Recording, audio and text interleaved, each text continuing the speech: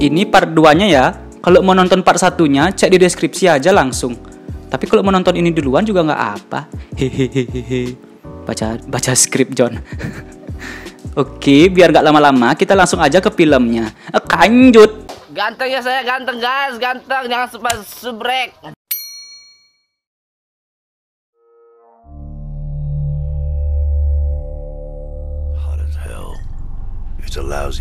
Scene diawali oleh Marvin yang sedang berada di kamar dengan seorang wanita yang bernama Goldie. Mereka pun langsung ngencrot. Awal-awal udah gini anjir emang. Goldie. Saat Marv terbangun, Goldie sudah ditemukan tewas tanpa ada luka apapun. Dan pembunuhan itu terjadi saat si Marv sedang tidur di sana bersama Goldie. Polisi terlihat sedang menuju ke tempat si Marvin. Dan sangat aneh karena yang mengetahui pembunuhan si Goldie hanya si Marvin dan pembunuhnya itu sendiri. Tapi para polisi itu langsung menuju ke sana seakan-akan mereka sudah tahu kalau ada pembunuhan di sana. Hal itu membuat Marv berpikir kalau ada seseorang yang membayar banyak untuk menjebaknya. Reason to play it anyway, but my way. Whoever killed you is gonna pay, Goldie.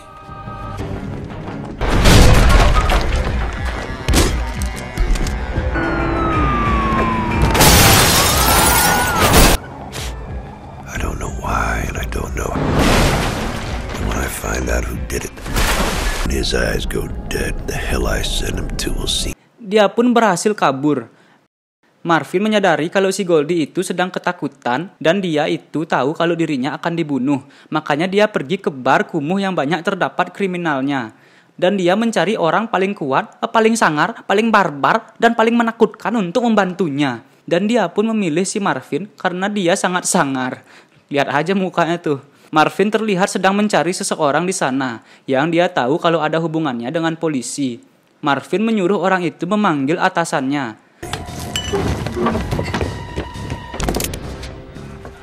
Show's over, dickwad. I love Hitman, no matter what. Dan Marvin berkata kalau tidak mungkin orang seperti mereka yang membunuh Goldie dengan sangat sempurna tanpa jejak. Dia pun menanyakan siapa yang menyuruh mereka. Dia pun akhirnya bilang kalau dia disuruh oleh orang bernama Telly Stern yang menjalankan klub yang bernama Triple Ace. Thanks again. Saat Marvin akan bergegas, tiba-tiba di sana nampak Ciwi yang mirip si Goldie. What? Sungguh sangat main meledak. Lalu scene berlanjut ke Marvin yang sedang menginterogasi targetnya satu persatu.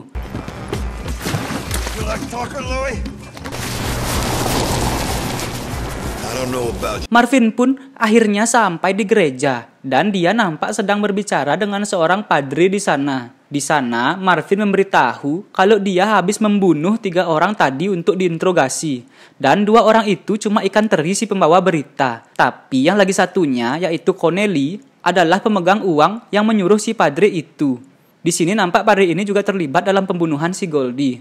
Dan saat Marvin bilang kalau beritahu saja dia siapa dalangnya, padri itu bilang keluarga Rock. Farm out North Cross and Lennox. It's all there. Ask yourself if that corpse of us Worth dying for. Worth for. Amen.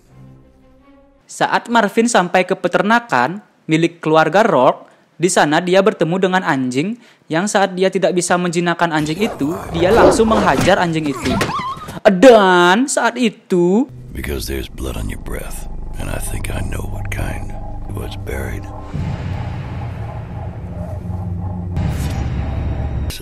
Nobody can sneak up on me. dia berhadapan dengan seorang yang misterius pemilik anjing itu yang bernama Kevin. Kevin itu benar-benar kuat dan seperti ninja dari desa Konoha. Ia bisa menyelinap ke musuhnya tanpa mengeluarkan suara sedikit pun. Saat itu Marvin menyadari kalau Kevin lah yang membunuh si Goldie. Karena dia benar-benar seperti ninja, tidak membuat jejak dan suara sama sekali saat menyerang targetnya. It was you bastard. You killed her. It was... Setelah itu, Marvin terbangun di ruangan yang banyak ada kepala wanita malam yang dipajang. Di sana, dia bertemu dengan Lucille. Lucille berkata kalau Kevin memakan wanita-wanita itu dan menyimpan kepalanya. What?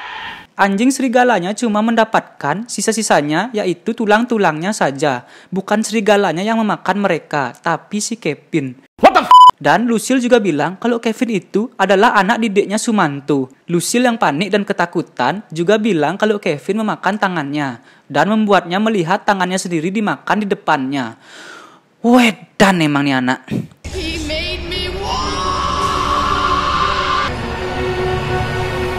Marvin memberitahu tentang keluarga Rogue sebagai dalang dari semua ini. Dan Lucille bilang kalau si Goldie itu ternyata seorang wanita malam kelas atas. Marvin yang gak tahu tentang hal itu tak peduli karena dia sudah jatuh cinta dengannya. Saat itu ada mobil yang datang dan memanggil si Kevin yang terlihat sedang menguping. Dan Marvin di sana yang sudah tahu nama dan wajah pembunuh wanita pujaannya terlihat sangat marah dan sampai menghancurkan jendela besi ruangan itu. Polisi terlihat datang dengan helikopter saat mereka mencoba kabur. Dan saat ia akan menyerang polisi itu, si Lucille memukulnya dari belakang. Karena ia tidak mau membuat dirinya terbunuh juga oleh Marvin yang membabi buta yang akan menyerang polisi itu. Saat Lucille menyerahkan diri dan memberitahu kalau dia adalah petugas pembebasan bersyaratnya si Marvin, langsung dikecret oleh kapten polisi itu yang tampak lebih mirip preman psikopat dibanding petugas kepolisian. Saat polisi itu bilang kalau target mereka si Marvin sudah hilang, tidak ditemukan, Marvin langsung menancapkan kapak si buta dari gua hantu ke kuntul polisi itu.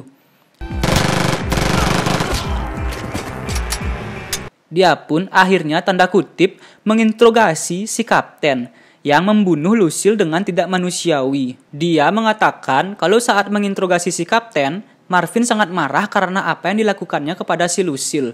Dia benar-benar menyiksanya sambil menginterogasinya.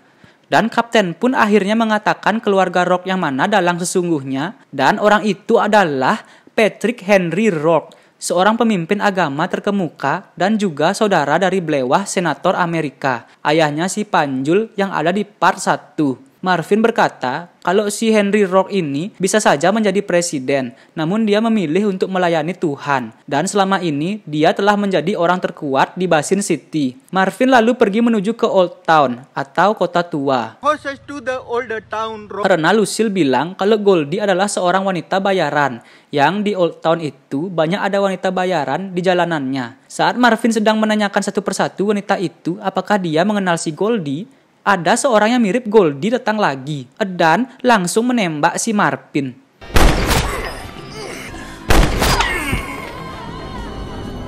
Saat terbangun, Marvin sudah diikat dan Marvin pun berkata kalau dia pasti sudah berhalusinasi karena dia sudah lama tak minum pil yang diberikan pacarnya Lucille yang seorang psikiater.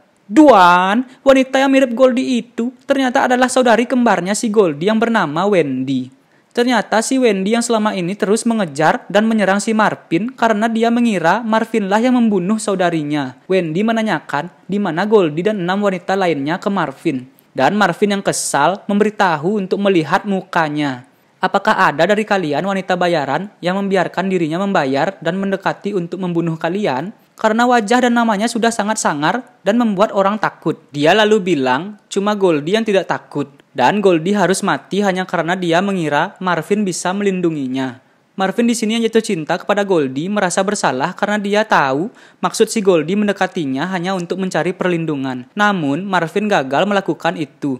Lalu Marvin juga berkata kalau dia bertaruh polisi tidak akan memperdulikan 6 korban wanita lainnya. Mereka cuma mengurus kematian si Goldie yang di sini ada sesuatu yang penting hingga dia harus dibunuh. Get the hell out of my way. Okay, I'm glad we got all that sorted out. What the hell? Mereka kebingungan karena Marvin bisa melepaskan ikatan dari salah satu wanita di sana yang bilang kalau itu adalah keahliannya. Wendy yang bertanya kepada Marvin, kalau kamu dari tadi sebenarnya bisa melawan, namun kenapa kamu diam saja? Marvin pun menjawab kalau dia ingin mencari solusi tanpa kekerasan dan dia mungkin harus memukul si Wendy untuk balasan yang tadi. Namun, dia bilang kalau aku tidak pernah melukai seorang wanita. Asik. Di perjalanan, Marvin bilang kalau yang membunuh Goldie adalah seorang anak yang tinggal di peternakan bernama Kevin. Dan dalang dari semua itu adalah Kardinal Rourke. Dan dia tidak tahu apa alasannya.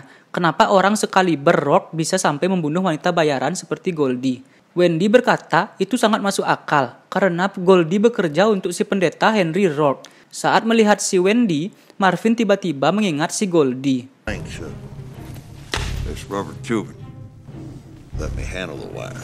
Beefing up the old... Setelah dia membeli peralatan tempur, mereka langsung menuju ke arah peternakan keluarga Rourke. Saat sampai, Marvin menyuruh Wendy jika dia tidak kembali padanya selama 20 menit, tinggal saja langsung, jangan menoleh ke belakang. Dan Wendy pun menyuruh Marvin untuk membunuh dan membalaskan dendamnya.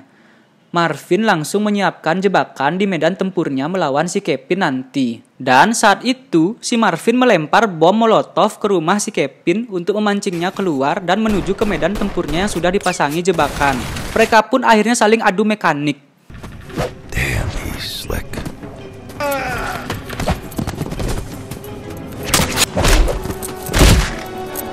That's right, get personal, get close, I can take it.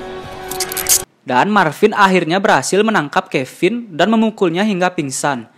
Setelah itu, saat Marvin yang sedang berapi-api dengan janji yang ia buat untuk membuat si Kevin ini tersiksa dengan kesakitan yang tak terbayangkan, datang si Wendy yang ingin membunuh Kevin dengan pistolnya. Marvin yang bilang kalau dia tidak seharusnya kemari, langsung memukul Wendy. Karena dia tidak mau mangsanya yang berharga dibunuh dengan begitu cepat dan gampang oleh si Wendy. Singkat cerita, di sana nampak si Kevin yang cuma diam, tidak mengucapkan kata-kata sama sekali. Aduan, walaupun kedua tangan dan kakinya telah diputung oleh Marvin dan membiarkan serigalanya memakan bagian tubuhnya, Kevin cuma tersenyum dan tidak menjerit kesakitan sama sekali, hingga membuat Marvin geram dan langsung mengkecret kepalanya. Psikopat. Siapa nih yang psikopat? Singkat cerita, Marvin terlihat sudah sampai di markasnya Henry Rourke dan langsung menghendap-hendap ke kamarnya si Henry.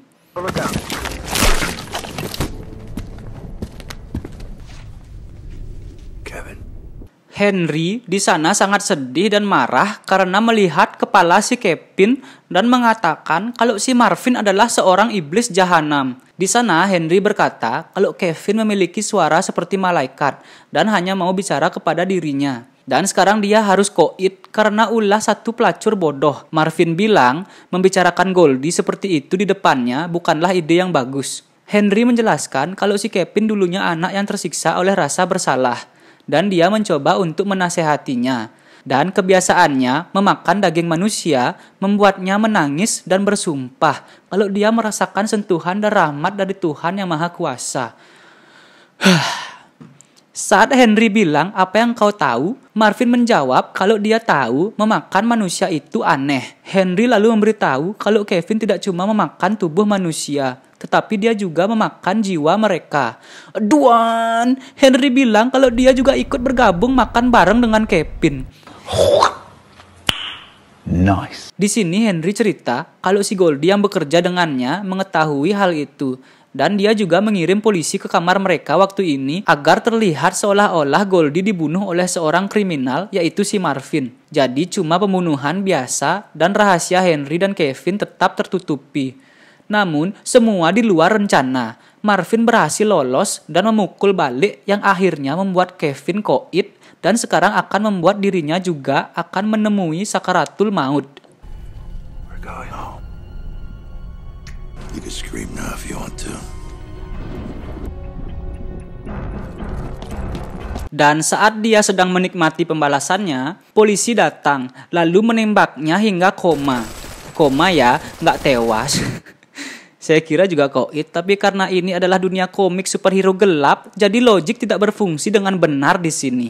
Karena logik lagi manggung di Amrik. Singkat cerita, berbulan-bulan berlalu sampai Marvin pulih dari luka tembaknya. Dan saat dia pulih, seperti biasa, dia dipaksa menandatangani dokumen pengakuan palsu sama seperti si John di part 1. Saat mereka bilang akan membunuh ibunya jika tidak menandatangani surat itu, Marvin langsung mematahkan tangan asisten jaksa di sana dan menandatangani surat itu dengan terpaksa. Dan setelah itu, Marvin pun dituntut karena membunuh bukan hanya orang-orang yang emang dia bunuh. Akan tetapi semua korban yang tewas saat kejadian itu, termasuk Lucille, wanita bayaran yang dimakan oleh Henry dan Kevin, dan bahkan juga si Goldie. Wow, saya terkejut. Dia pun sudah pasti dijatuhi hukuman 5 tahun penjara. Saat malam sebelum dia dieksekusi, dia mendapatkan kejutan untuk pertama kalinya selama 18 bulan sejak ia ditembak, yaitu apem embem berlapis emas. Dan ia pun sedang bersiap-siap untuk eksekusi. Dan dia pun dieksekusi. Did you get a move on? I haven't got all night. You can do, you pansies. Pahlawan kita yang sangat beringas dan kejam ini akhirnya harus dikecret sampai mencret.